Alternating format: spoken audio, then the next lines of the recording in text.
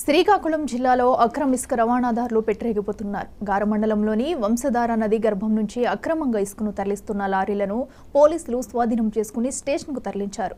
దీనిపై మరింత సమాచారం మా ప్రతినిధి వెంకటరమణ అందిస్తారు.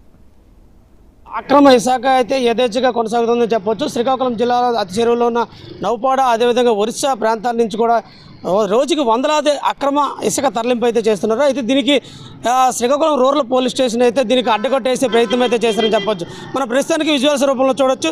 దాదాపుగా వందలాది లారీలు అయితే ఇక్కడ ఆ రూరల్ పోలీస్ స్టేషన్లో పోలీసులు అదుపులో తీసుకునే ప్రయత్నం అయితే చేశారు.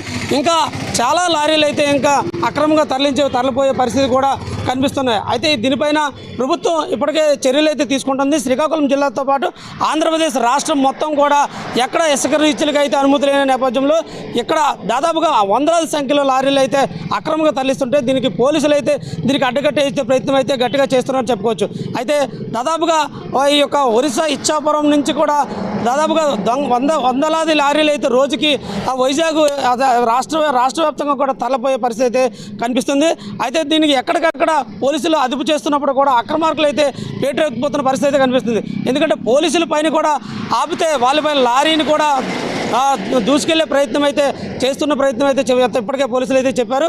అయితే శ్రీకాకుళం జిల్లాతో పాటు ఇతర రాష్ట్రాల నుంచి కూడా ఈ లోపలికి దాదాపుగా ఒరిస్సా దగ్గర కావడంతో ఒరిస్సా నుంచి కూడా వందలాది సంఖ్యలో రోజుకి అక్రమ ఇసుక అయితే తరలిపోతున్న పరిస్థితి అయితే కనిపిస్తుంది. ఇది ఇక్కడ తాజా పరిస్థితి. వీడియో జర్నలిస్ట్ ప్రవీణ్తో వెంకటరమణ, 19 టీవీ, శ్రీకాకుళం.